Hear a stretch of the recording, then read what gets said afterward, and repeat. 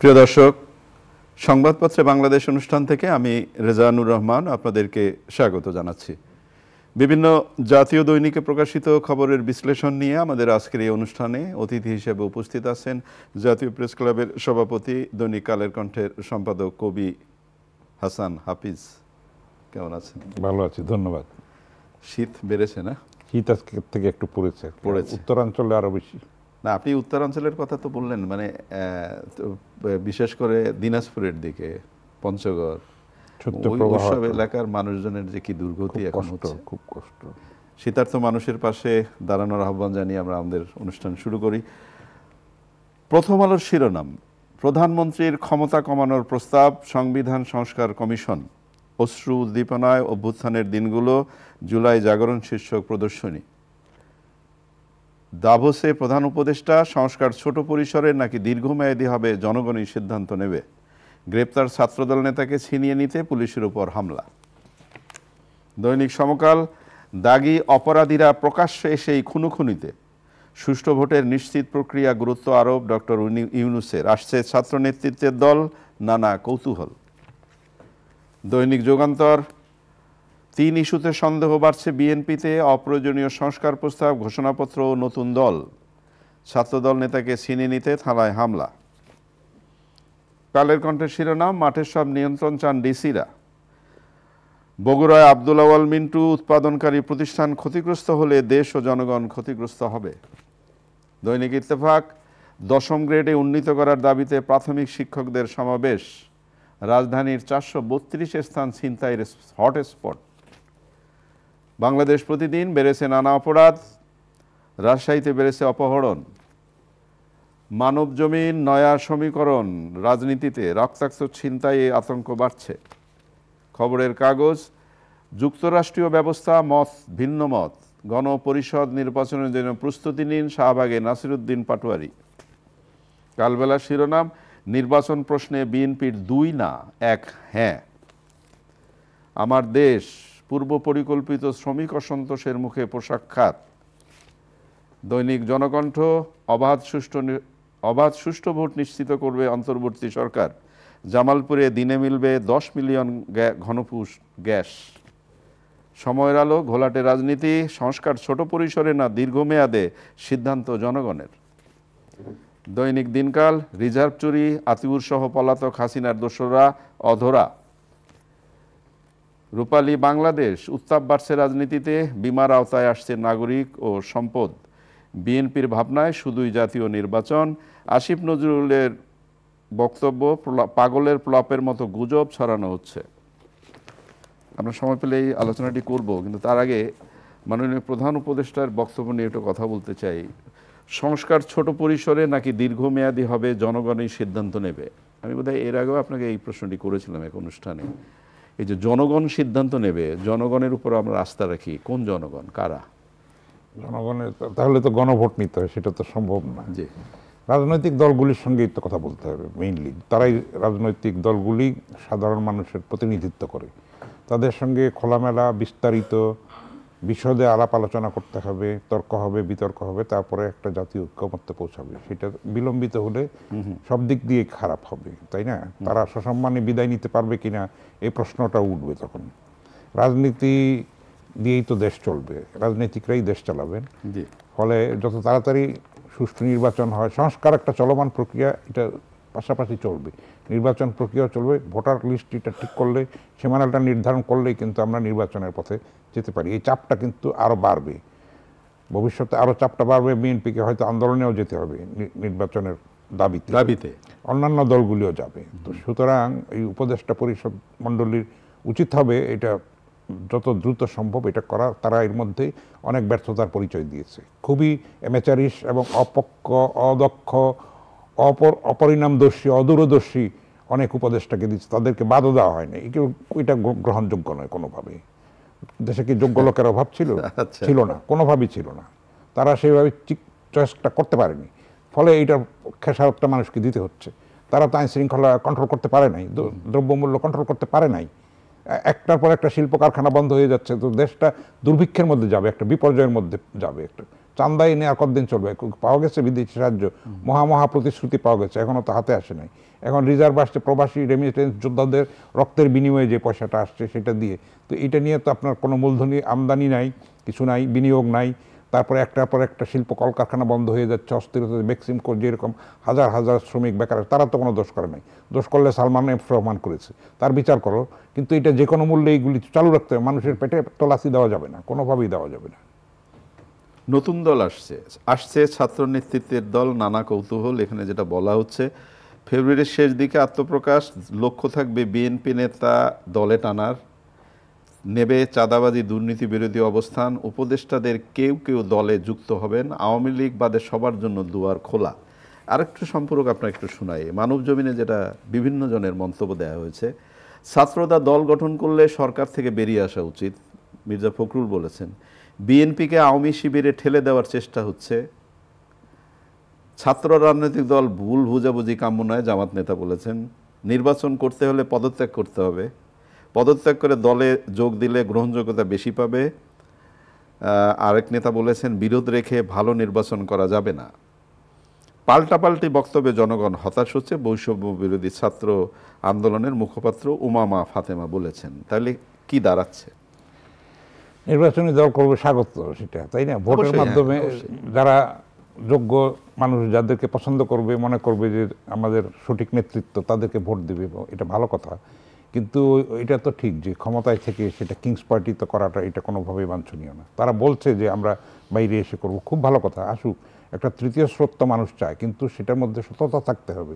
প্রাথমিকভাবে সততা থাকলে 111-ও আমরা দেখেছি, মইনু আহমেদ, ফখরুদ্দিন আহমেদ প্রথম দিকে ভালো করেছে, তারপরে নিজেরাই চোর ডাকাত হয়ে গেছে, তাই না? সেগুলির বিচারও হয়নি এখনো, কিন্তু হওয়া উচিত আমি মনে করি। স্বচ্ছতার কারণে, দেশের নিরাপত্তার কারণে, দেশের সঠিক পথে দেশকে এগোনোর জন্যে সেটার বিচারও হওয়া উচিত।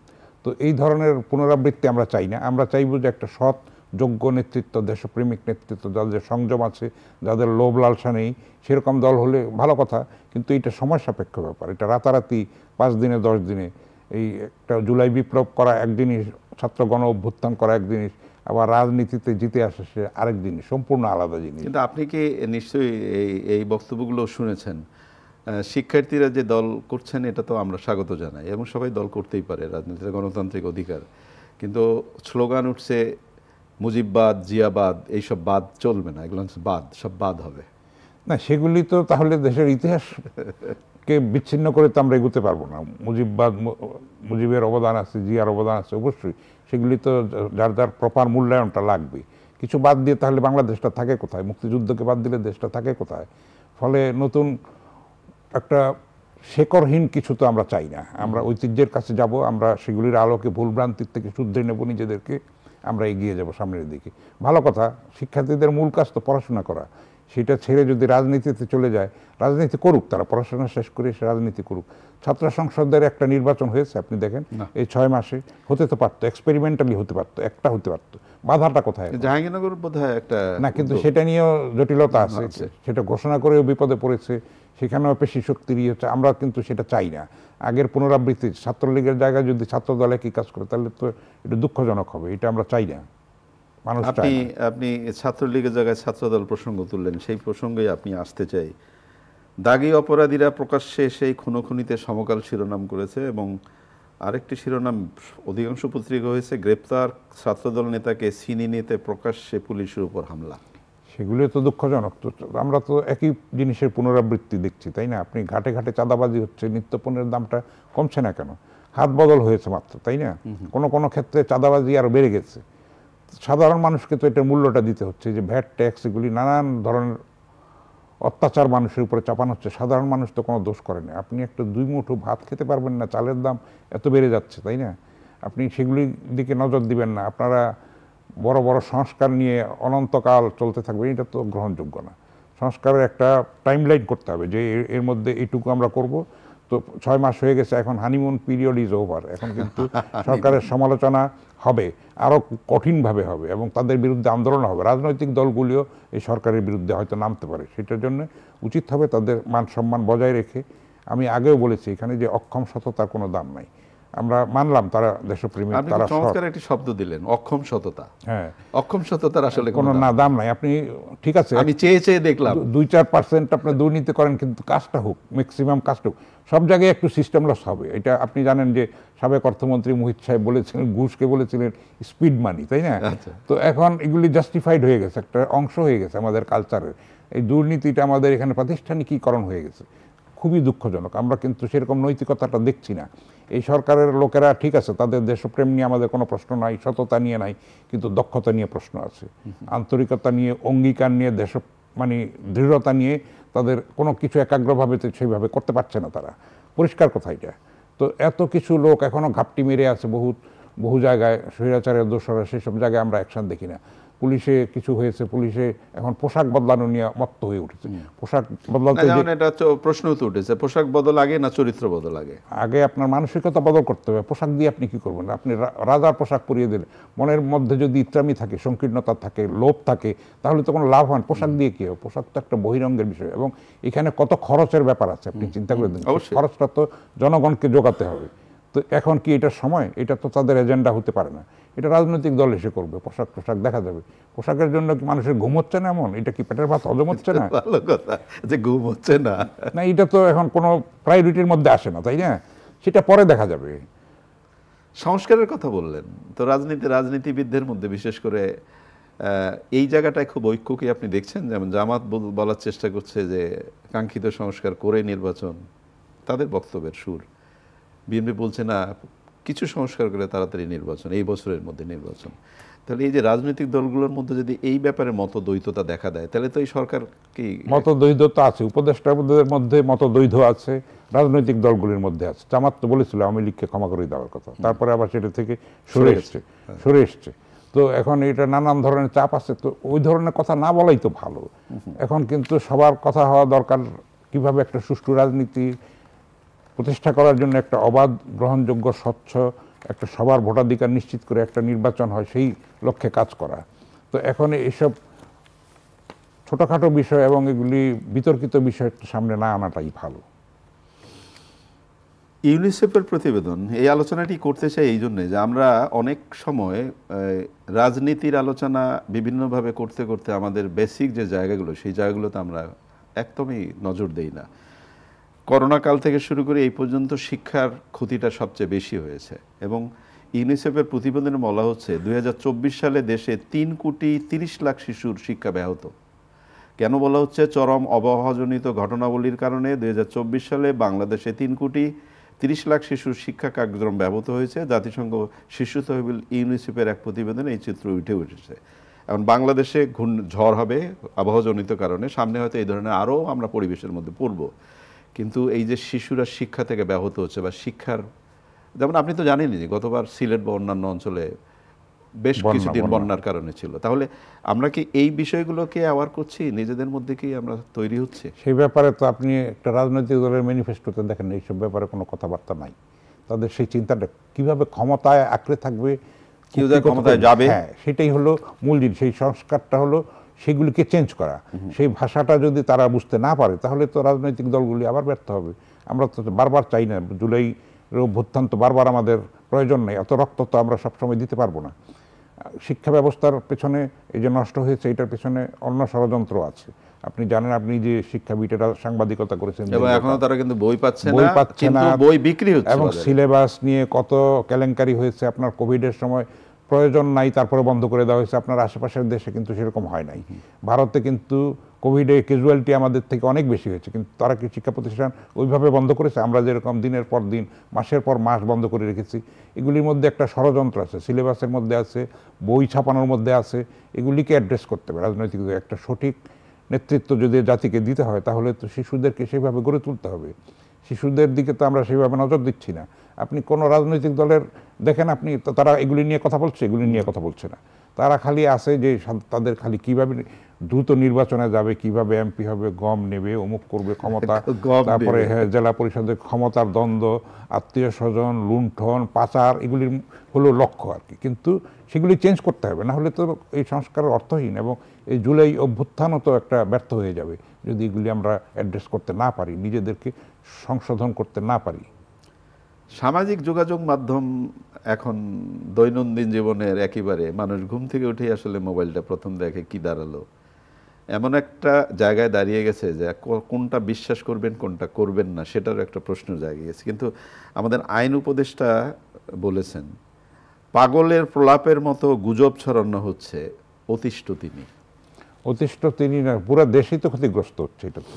এগুলি এখন দায়িত্ব হবে মানুষের, উচিত হবে যে এইগুলি কোনোটাই বিশ্বাস না করা। এই মিডিয়া এই জন্য দায়িত্বশীল ভূমিকা পালন করতে পারে, আমাদের প্রিন্ট মিডিয়া, ইলেকট্রনিক মিডিয়া আস্থা খবর যাচাই করে বাছাই করে তারপরে দিতে পারে। ফেসবুকে তো আপনি যা ইচ্ছা আপনি লিখে দিন, আপনার তো কোনো সেন্সরশিপ নেই, আপনার কোনো বিবেক যদি না থাকে আপনি যা ইচ্ছা তাই লিখে দেন, লোকে সেটা বিশ্বাস করে ফেললো। কান নিয়েছে শুনে আপনি দৌড় দিলেন চিলের পেছনে, কানে হাত দিয়ে দেখলেন না যে কানটা আছে কিনা। হ্যাঁ, এটা তো একটা বহুল পুরনো কথা প্রচারিত।